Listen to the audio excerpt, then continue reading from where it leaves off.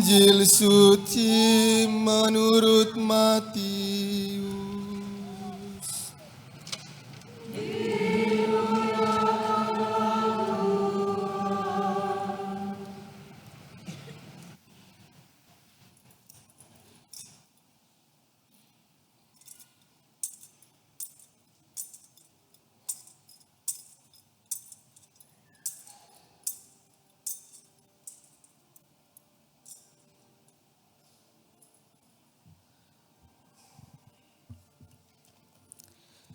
Dalam khotbah di bukit, Yesus berkata kepada murid-muridnya, "Ingatlah, jangan kamu melakukan kewajiban agamamu di hadapan orang supaya dilihat mereka. Karena jika demikian, kamu tidak beroleh upah dari Bapamu yang di surga. Jadi apabila engkau memberi sedekah, janganlah engkau menggembar-gemborkan hal itu seperti yang dilakukan orang munafik di rumah-rumah ibadat dan di lorong-lorong supaya dipuji orang. Sesungguhnya aku berkata kepadamu, mereka sudah mendapat upahnya. Tetapi jika engkau memberi sedekah, janganlah diketahui tangan kirimu apa yang dilakukan tangan kananmu. Hendaklah sedekahmu itu diberikan dengan tersembunyi, maka Bapamu yang melihat yang tersembunyi akan membalasnya kepadamu. Apabila kamu berdoa, janganlah berdoa seperti orang munafik. Mereka suka mengucapkan doanya dengan berdiri dalam rumah-rumah ibadat dan pada tikungan-tikungan jalan raya supaya mereka dilihat orang. Sesungguhnya aku berkata kepadamu, mereka sudah mendapat upahnya. Tetapi jika engkau berdoa, masuklah ke dalam kamarmu, tutuplah pintu, dan berdoalah kepada Bapamu yang ada di tempat tersembunyi. Dengan demikian, Bapamu yang melihat yang tersembunyi akan membalasnya kepadamu. Apabila kamu berpuasa, janganlah muram mukamu seperti orang munafik. Mereka mengubah air mukanya supaya orang melihat bahwa mereka sedang berpuasa. Sesungguhnya aku berkata kepadamu, mereka sudah mendapat upahnya. Tetapi apabila engkau berpuasa, minyakilah kepalamu dan cucilah mukamu, supaya jangan dilihat oleh orang bahwa engkau sedang berpuasa, melainkan hanya oleh Bapamu yang ada di tempat tersembunyi. Maka Bapamu yang melihat yang tersembunyi akan membalasnya kepadamu." Demikianlah sabda Tuhan.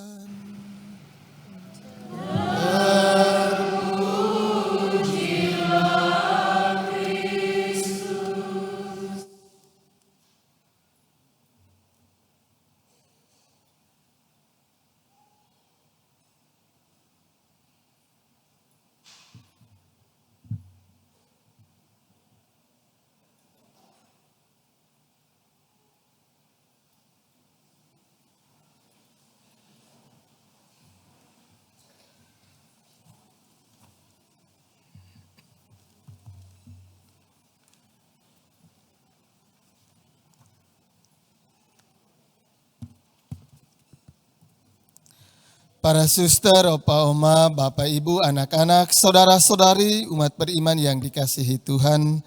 Sekali lagi selamat sore untuk kita semua. Semua sehat, puji Tuhan. Semua hari ini mukanya agak sedih ya, karena sudah berpuasa dari tadi pagi.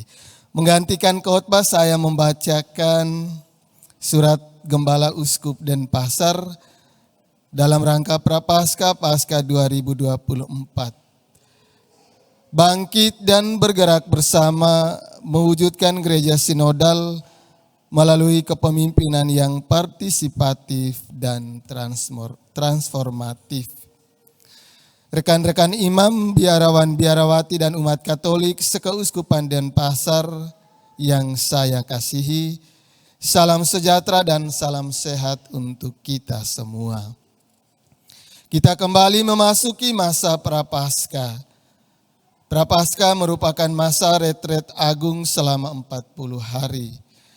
Masa Prapaskah adalah saat istimewa mendekatkan diri kepada Allah dengan berdoa, bertobat, bermati raga dan melakukan karya belas kasih sebagai persiapan menyambut perayaan Paskah.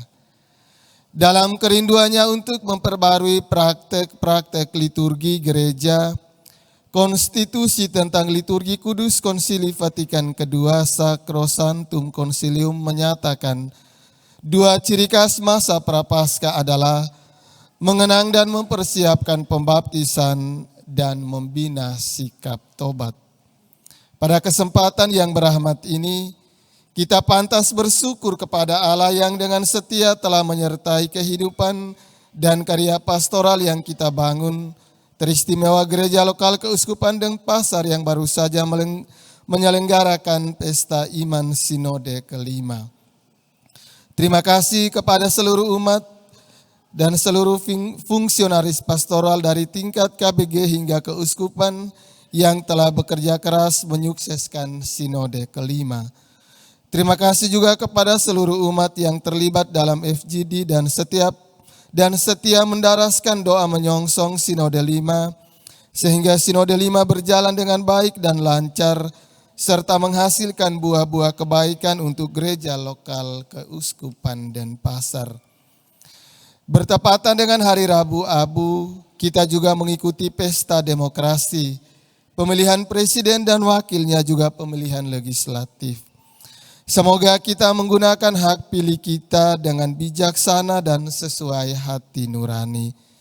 Siapapun presiden yang terpilih, kita harus menerima dengan lapang dada dan kita berdoa semoga mereka mampu mengemban amanat untuk memajukan bangsa dan negara menuju Indonesia Emas 2024, istimewanya mampu mensejahterakan rakyat Indonesia dan mampu menciptakan situasi yang aman, tentram, dan damai, mengingat negara kita adalah negara yang besar dan beraneka ragam suku, budaya, agama, ras, dan golongan. Sebagai orang Katolik yang adalah warga gereja 100% dan warga negara 100%, saya berharap kita tetap menjunjung tinggi nilai toleransi, persatuan dan kesatuan seperti doa Yesus kepada Bapanya, supaya mereka semua menjadi satu sama seperti Engkau ya Bapa di dalam aku dan aku di dalam Engkau, agar mereka juga di dalam kita, supaya dunia percaya bahwa Engkaulah yang telah mengutus aku. Beberapa umat kita juga ada yang mengikuti kontestasi pemilihan legislatif. Hal ini cukup menggembirakan karena banyak kaum awam turut ambil bagian dalam membangun tata dunia, khususnya dunia politik. Bagi yang terpilih, semoga mampu mewarnai dunia dengan nilai-nilai iman Katolik, menyuarakan kepentingan gereja dan dijauhkan dari sikap mengejar kepentingan pribadi dan golongan. Bagi yang belum terpilih, jangan berputus asa dan menyerah karena masih banyak ladang pelayanan untuk menggarami dan menerangi dunia dengan talenta yang kalian miliki. Hasil sinode kelima yang diselenggarakan di Paroki MBSB Nusa Dua pada tanggal 27 November sampai 1 Desember 2023 menghasilkan arah karya pastoral, visi misi, tema pastoral untuk 5 tahun ke depan, dan beberapa butir rekomendasi untuk berbagai pihak. Sinode kelima merumuskan arah karya pastoral untuk 5 tahun ke depan, yakni menuju gereja sinodal, persekutuan, partisipasi, dan misi. Visi Keuskupan Denpasar periode 2024 sampai dengan 2028 adalah persekutuan umat Katolik Keuskupan Denpasar yang partisipatif dan transformatif, militan, solid dan solider, berdaya pikat, dan tanda keselamatan bagi dunia. Untuk mewujudkan visi ini dirumuskan pula 16 butir misi, 5 tema pastoral dan rekomendasi untuk uskup, pusat pastoral, pastor deken dan pastor paroki, pembimas Katolik, Provinsi Bali dan NTB dan seluruh umat keuskupan Denpasar. Beberapa rekomendasi ini hendak mengatakan bahwa hasil sinode kelima menjadi tanggung jawab kita bersama, termasuk seluruh umat, agar berpartisipasi aktif melaksanakan amanat sinode kelima. Bangkit dan bergerak bersama mewujudkan gereja sinodal. Untuk 5 tema pastoral amanat sinode kelima, ada rumusan tetap dalam setiap tema, yakni bangkit dan bergerak bersama mewujudkan gereja sinodal. Karena pada dasarnya gereja berciri sinodal dan merupakan persekutuan yang dipanggil untuk berhimpun bersama, membawa pujian dan syukur kepada Allah. Doktrin Sensus Fidei Fidelium juga mengangkat sinodalitas gereja sebagai pendasar bagi misi gereja, lebih konkret sebagai pendasaran untuk mengingatkan bahwa semua anggota gereja merupakan subjek aktif dari evangelisasi. Sinode kelima merumuskan arah karya pastoral periode 2024 sampai 2028 adalah menuju gereja sinodal, persekutuan, partisipasi misi. Arah karya pastoral ini senada dengan arah yang dibangun oleh gereja universal. Maka tugas sebagai para fungsionaris gereja, fungsionaris pastoral di wilayah keuskupan Denpasar yang adalah satu bagian dari gereja universal adalah bergerak bersama umat mewujudkan gereja sinodal. Untuk merealisir amanat sinode 5 dibutuhkan kerja keras dan kerja yang baik di antara para fungsionaris pastoral dari tingkat keuskupan hingga KBG. Maka tepat sekali dalam rumusan akhir sinode kelima yang antara lain mengatakan bergerak bersama.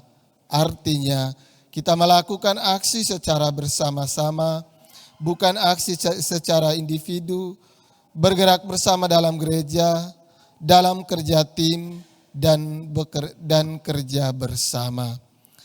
Rumusan ini hendak menegaskan pentingnya kerjasama dan bekerja bersama-sama, aksi bersama bukan aksi sendiri. Maka jika berhasil pun juga merupakan keberhasilan bersama, bukan atas nama pribadi. Kita para fungsionaris pastoral ini hanyalah alat di tangannya yang rapuh dan lemah. Maka selain kerja tim dan kerjasama, satu hal yang amat penting dari bangkit dan bergerak bersama yang dimaksudkan dalam tema Sinode 5 adalah melibatkan campur tangan Allah di dalamnya. Jadi ada roh Tuhan yang menjadi penggerak utama. Kita hanyalah rekan sekerja Allah. Yang pertama dan utama adalah Allah yang memberikan pertumbuhan. Berjalan bersama merupakan terminologi penting bagi gereja sinodal. Berjalan bersama adalah cara paling efektif bagi manifestasi kekasaan gereja sebagai umat Allah misioner yang sedang bersiara. Arti kata sinode sendiri merujuk pada jalan atau jalan bersama. Lebih jauh istilah sinode merujuk pada Yesus sendiri yang telah menyatakan dirinya sebagai jalan dan kebenaran dan hidup. Orang Kristen pada hakikatnya merupakan para pengikut Yesus. Tema pastoral 2024 bangkit dan bergerak bersama mewujudkan gereja sinodal melalui kepemimpinan partisipatif dan transformatif. Dalam konteks karya pastoral, pemimpin itu gembala. Maka inspirator utama dan role model dalam kepemimpinan pastoral kita adalah Yesus Kristus Sang Gembala Agung. Kepada Petrus, Yesus memandatkan gereja awal meminta kepadanya, gembalakanlah domba-dombaku, bila betul mengasihi aku. Paling utama dari gaya kepemimpinan pastoral kita adalah pesan Yesus ini. Aku datang bukan untuk dilayani, melainkan untuk melayani. Dua pesan Yesus ini sangat kuat mengandung makna partisipatif dan transformatif. Partisipatif artinya memberi diri dan mengambil bagian dalam apapun bentuk karya pastoral sebagai aplikasi dan konkretisasi dari visi dan misi Yesus mewartakan Injil dan mewujudkan kerajaan Allah dalam dunia. Transformatif berarti sikap, perbuatan atau aksi yang mengandung daya ubah. Perubahan yang dimaksudkan itu yang konstruktif demi bonum comune dan kemuliaan Allah di bumi.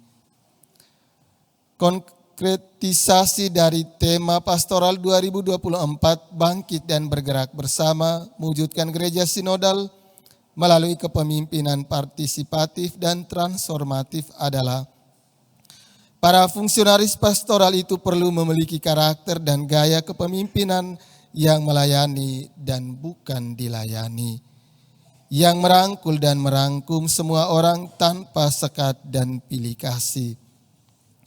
Para fungsionaris pastoral juga perlu memberi diri secara tulus tanpa menggerutu dan mengeluh, melakukan apapun dengan tidak bersungut-sungut dan berbantah-bantah, dan tanpa mengharapkan upah atau imbalan.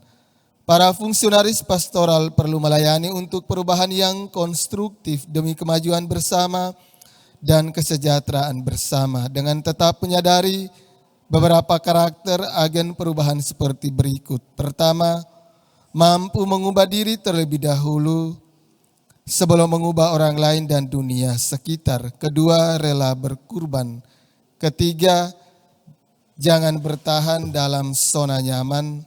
Keempat, siap berjalan bersama dan tidak berjalan sendiri. Pada kesempatan ini saya juga menyampaikan beberapa hal yang perlu mendapat perhatian kita bersama. Yang pertama, untuk menjawab tema pastoral 2024, sidang pleno DPK, Puspas dan Dekanat telah memprogramkan berbagai kegiatan. Ada yang sifatnya unggulan maupun rutin. Kiranya program ini juga diikuti oleh paroki-paroki, lingkungan, dan KBG. Untuk program paroki hendaknya juga mengakomodir hasil FGD KBG Jelang Sinode kelima karena ada banyak masukan yang ditujukan ke paroki. Yang kedua, dalam sidang pleno juga sangat mengemukakan pembicaraan masalah sekolah Katolik yang selalu dinilai mahal oleh sebagian umat kita, sehingga banyak orang tua yang menyekolahkan anak-anaknya di sekolah lain.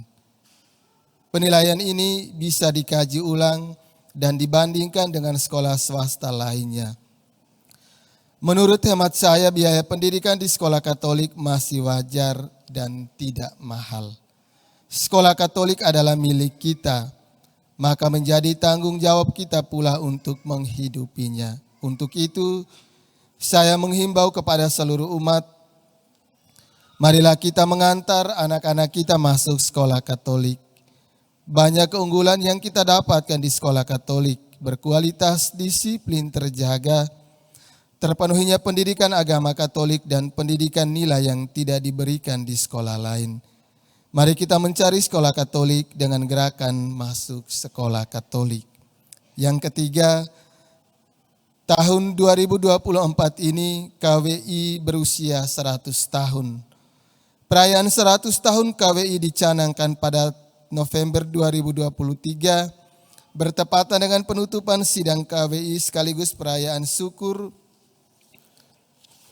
10 tahun kepemimpinan Sri Paus Fransiskus yang dirayakan di Paroki Katedral Santa Maria Diangkat ke Surga, Jakarta Pusat. Dalam rangka 100 tahun KWI, umat diajak bersyukur atas anugerah Allah dalam diri para Bapak Uskup yang ada di 37 keuskupan teritorial dan 1 keuskupan TNI Polri dan para Bapak Uskup Emeritus yang telah membentuk satu konferensi sejak tahun 1924 dan sekarang disebut Konferensi Wali Gereja Indonesia atau disingkat KWI. Bersyukur juga bahwa selama 100 tahun KWI telah turut berpartisipasi membangun dan memajukan gereja serta bangsa dengan berbagai macam cara. Yang keempat, pemanasan bumi.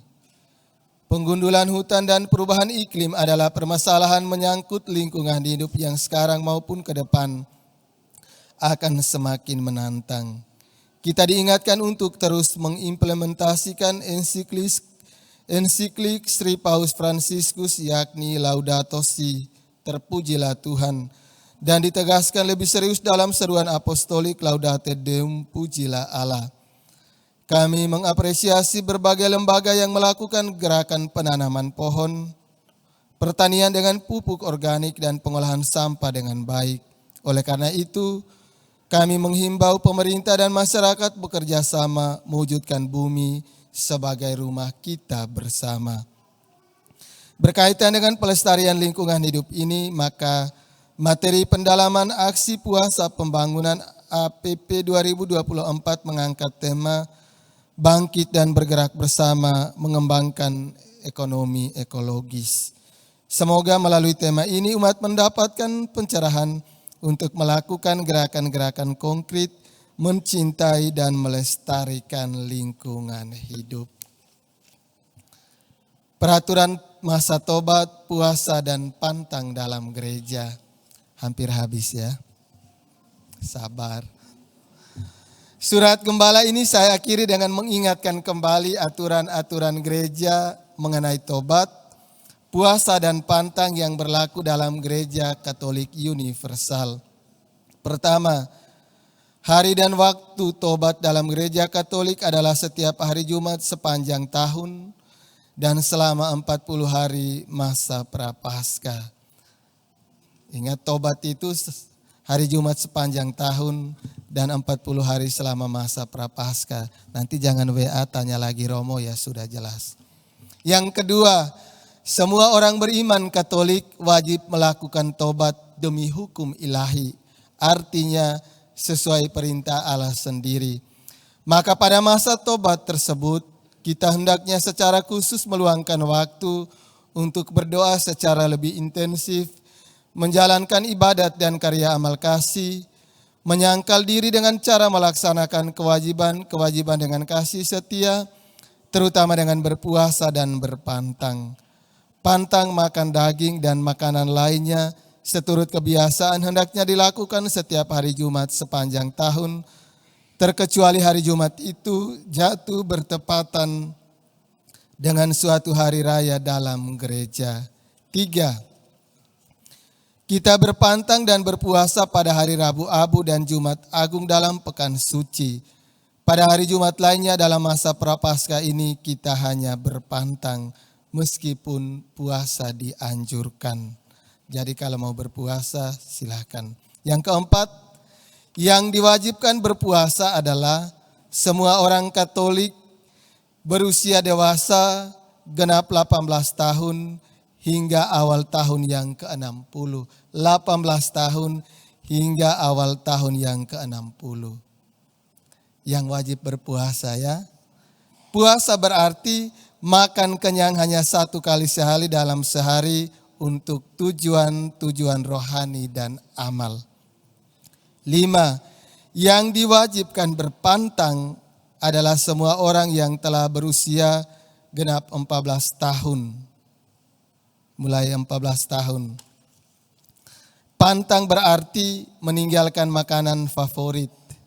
Ya, meninggalkan makanan favorit tertentu dan kebiasaan-kebiasaan tertentu demi tujuan rohani dan amal. Kebiasaan-kebiasaan termasuk merokok, minuman-minuman keras, sopi food, dan lain-lain. Akhirnya saya mengucapkan selamat memasuki masa Prapaskah 2024. Semoga kita dengan sungguh-sungguh memaknai dan memanfaatkan masa Prapaskah untuk menimba rahmat Allah dengan berbagai kegiatan yang memungkinkan tumbuh suburnya hidup iman dan rohani kita. Tuhan memberkati kita semua yang berkehendak baik. Monsinyur Sylvester San, Uskup Denpasar. Kita semua berdiri, kita menanggapinya dengan bersama, mengungkapkan iman kepercayaan kita.